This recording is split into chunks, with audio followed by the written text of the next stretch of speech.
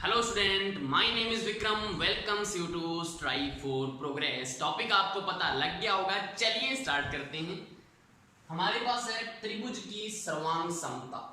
क्या कंसेप्ट है इसका कि अगर एक त्रिभुज दूसरे त्रिभुज को पूर्णतया ढक ले तो ये दोनों त्रिभुज आपस में क्या होंगे? सर्वांग सम होंगे। नाम से पता लग रहा है सर्वांग सम, सर्व अंग समान। सम का होता है ना समान, तो सारे अंग जिसके क्या होंगे? समान। अगर सारे अंग समान होंगे तो मुझे बताओ एक दूसरे को वो ढकेगा या नहीं ढकेगा? ढकेगा। तो यहाँ पे इसको कैसे रिप्रेजेंट किया जाता है सर्वांगसम त्रिभुज को? जैसे कि हमारे पास त्रिभुज ABC है, अगर ये PQR को पूर्णतया ढक ले तो ये सर्वांगसम होगा और इसको रिप्रेजेंट किया जाता है इस साइन से। ये वाला इसका साइन है रिप्रेजेंट करने का, ट्राइंगल PQR। क्लियर है? अब सर्वांग समता का मतलब क्या है कि यहाँ पे जो AB जो साइड है वो किसके इक्वल होगी? PQ साइड के। तो यहाँ पे क्या लिखेंगे हम कि AB इक्वल होगा PQ के। दूसरा जो BC साइड है वो किसके इक्वल होगी? QR साइड की। तो यहाँ पे लिखेंगे BC इक्वल QR। तीसरा यहाँ पे जो AC भुजा है वो किसके इक्वल होगी? PR भुजा की। तो यहाँ पे क्या लिखेंगे हम? AC equal PR। ये तो होगी इसकी साइड्स। अब इसके एंगल्स के ऊपर चलते हैं। यहाँ पे जो A एंगल होगा वो इक्वल होगा एंगल ऑफ P। तो यहाँ पे क्या लिखेंगे? एंगल A इक्वल होगा एंगल P के। ऐसे ही एंगल जो B है वो किसके इक्वल होगा? एंगल Q के। एंगल B इक्वल होगा एंगल Q के। और एंगल जो C है वो किसके इक्वल होगा? एंगल R के। तो यहाँ पे क्या लिखेंगे? Angle C equal angle R। तो आपको पता है अगर साइडें तीनों इक्वल हैं तो एंगल भी तो इक्वल होंगे।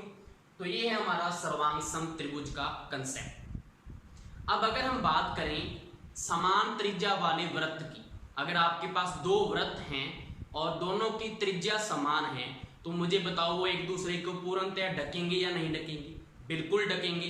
तो हम कह सकते हैं कि समान त्रिज्या वाले वृत्त एक दूसरे से क्या होते हैं? सर्वांग सम होते हैं। जैसे कि इसकी अगर त्रिज्या की बात करूं मैं, अगर इसकी 5 त्रिज्या मान लूं 5 मीटर और अगर ये भी 5 मीटर त्रिज्या है, इसकी समान त्रिज्या है, तो ये आपस में एक दूसरे को ढक लेंगे पूर्णतः। तो ये सर्वांग सम वृत्त होंगे। अगर हमसे पूछा जाए कि समान भुजा वाले वर्ग आपस में सर्वांग सम होंगे या नहीं होंगे? बिल्कुल होंगे। अगर आपके पास कोई वर्ग है जिसकी भुजा मुझे बताओ, अगर 4 मीटर उसकी भुजा हम ले लें और दूसरा जो वर्ग है उसकी भुजा भी मैं क्या ले लूं? 4 मीटर। तो यहाँ पे क्या हो गया? समान भुजा वाले वर्ग हो गए। ये आपस में पूर्णतया ढकेंगे या नहीं? बिल्कुल पूर्णतया ढकेंगे, क्योंकि 4 ही है तो सारी साइड 4 होंगी, इसकी भी सारी साइड्स 4 मीटर होंगी, तो पूर्णतया ढकेंगे। तो ये हमारा हो गया यहाँ पे। इसके बाद आपको यहाँ पे ध्यान में रखने वाली चीज क्या है इसमें कि अगर हमारे पास कोई भी चीज सर्वांगसम होती है उसके नियम कुछ बनाए गए हैं और इसके क्या क्या नियम हैं वो आगे हम इसमें डिस्कस करेंगे। सर्वांगसम त्रिभुज की एक बात और आपको ध्यान में रखनी है, जिसमें इनका परिमाप और क्षेत्रफल भी क्या होता है? बराबर होता है। इसके आगे हमारा टॉपिक है सर्वांग समता के नियम, जिसमें फर्स्ट हमारा नियम है भुजा भुजा भुजा नियम। और ये क्या कहता है? अगर हमारे पास दो त्रिभुज ABC और PQR हैं, अगर इसमें AB जो साइड है वो इक्वल हो, AB जो साइड है वो किसके इक्वल हो? PQ के। BC जो साइड है वो QR की इक्वल हो, BC साइड QR की इक्वल हो, और AC जो साइड है अगर PR की इक्वल हो, तो ये दोनों त्रिभुज आपस में क्या होंगे? सर्वांग सम होंगे। तो यहां पे हम क्या लिख सकते हैं कि ट्राइंगल ABC सर्वांग सम है ट्राइंगल PQR की। तो ये इसका क्या है? नियम है कि अगर हमारी ये तीनों साइड, इसकी तीनों साइड के इक्वल हैं इस कंसेप्ट के अकॉर्डिंग, तो ये क्या होगा? एक सर्वांग सम त्रिभुज होंगे। नेक्स्ट हमारा रूल है भुजा कोण भुजा नियम, साइड एंगल साइड। तो यहां पे क्या है? वही हमारे पास दो त्रिभुज हैं, अगर हमारे पास ए बी जो साइड है वो पी क्यू के इक्वल हो, ए बी साइड इक्वल हो पी क्यू के, बी जो एंगल है वो एंगल क्यू के इक्वल हो, एंगल बी जो है वो एंगल क्यू के इक्वल हो, और जो बीसी साइड है वो किसके इक्वल हो, क्यू आर की, बीसी साइड क्यू आर की इक्वल हो, तो ये दोनों त्रिभुज आपस में क्या होंगे, सर्वांग सम होंगे। तो यहां पे हम क्या लिख सकते हैं कि ट्राइंगल ए बी सी सर्वांग सम होगा ट्राइंगल पी क्यू आर की। तो ये दूसरा रूल है। इसमें आपको ध्यान में ये रखना है कि जो आपका एंगल होना चाहिए वो दोनों साइडों के बीच का एंगल होना चाहिए। ऐसे नहीं है कि आप दो साइडें अगर ये ले लें और एंगल सी को एंगल आर के इक्वल कर दें तो ये सर्वांग सम होगा, नहीं होगा। आपको मेनली क्या पता होना चाहिए, जो आप साइडें ले रहे हैं इक्वल, उनके बीच का एंगल भी इक्वल होना चाहिए, वही एंगल इक्वल होना चाहिए दो साइडों के बीच वाला, तभी आपका ये क्या होगा, एक सर्वांग सम त्रिभुज होगा। क्लियर है। तीसरा हमारा नियम है कोण भुजा कोण नियम, एंगल साइड एंगल। तो यहां पे अगर आपका एंगल बी एंगल क्यू के इक्वल हो, एंगल बी इक्वल हो एंगल क्यू के, और हमारी जो बीसी साइड है वो क्यू आर साइड के इक्वल हो, बीसी जो साइड है वो क्यू आर साइड के इक्वल हो, और जो एंगल सी है वो एंगल आर के इक्वल हो, angle C equal angle R हो, तो हम कह सकते हैं कि ये दोनों त्रिभुज क्या होंगे, आपस में सर्वांग सम होंगे।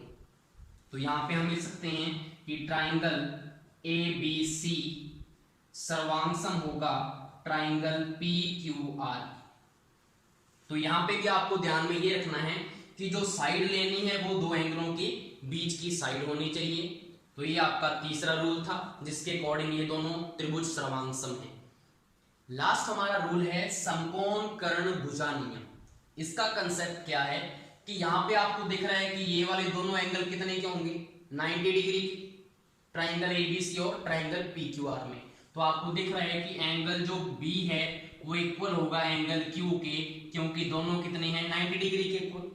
अब अगर ट्राइंगल एबीसी का जो कर्ण है वो इक्वल हो ट्राइंगल पीक्यूआर की, तो आप यहां पे क्या लिखोगे, AC इक्वल अगर PR हो, और तीसरी कंडीशन क्या है, भुजा, तो एक भुजा भी क्या होनी चाहिए, इक्वल। कौन सी कर दो, कोई भी। AB साइड अगर इक्वल है PQ के, AB अगर साइड इक्वल है PQ के, तो RHS नियम के अकॉर्डिंग हमारा जो ट्राइंगल ABC होगा वो सर्वांग सम होगा ट्राइंगल PQR की। ये इसका कंसेप्ट है। आपको पता है एक एंगल तो क्या है, समकोण इक्वल होगा, एक इनमें कर्ण इक्वल होना चाहिए और एक भुजा इक्वल होनी चाहिए, तो आपके ये दोनों त्रिभुज आपस में क्या होंगे, सर्वांग सम होंगे। ये हमारे सर्वांग समता के नियम थे। उसके बाद आपको कुछ बातें ध्यान में रखनी है कि अगर त्रिभुज के लिए आपसे क्वेश्चन पूछ लिया जाए कि कितने अवयव चाहिए होते हैं उसकी रचना करने के लिए, तो आपको आंसर देना है 3 अवयव चाहिए किसी भी त्रिभुज की रचना करने के लिए। और अगर आपको बोल दिया जाए समकोण त्रिभुज की रचना करने के लिए कितने अवयव चाहिए, तो उसका आंसर होगा 2, क्योंकि आपको पता है समकोण है मतलब एक तो अवयव आपको पता लग गया, 90 डिग्री एंगल होगा, तो 2 अवयव चाहिए उसमें। उसके बाद आपके क्वेश्चन आता है कि त्रिभुज की रचना करने के लिए हमें क्या क्या चीजें चाहिए होंगी, कौन कौन से अवयव चाहिए होंगे। तो आपको यहाँ पे जो नियम यहाँ पे सर्वांग समता के हैं उसी से आपको ट्रिक बना लेनी है इनकी। कैसी ट्रिक है कि सबसे पहले अगर त्रिभुज की रचना करनी है हमें, तो या तो आपको क्या दिया होना चाहिए, तीनों साइड्स की वैल्यू दी होनी चाहिए। तो आपको पता है कि पहला नियम भी यही है, साइड साइड साइड। अगर तीनों साइड की वैल्यू आपको पता है तो त्रिभुज की रचना कर सकते हैं।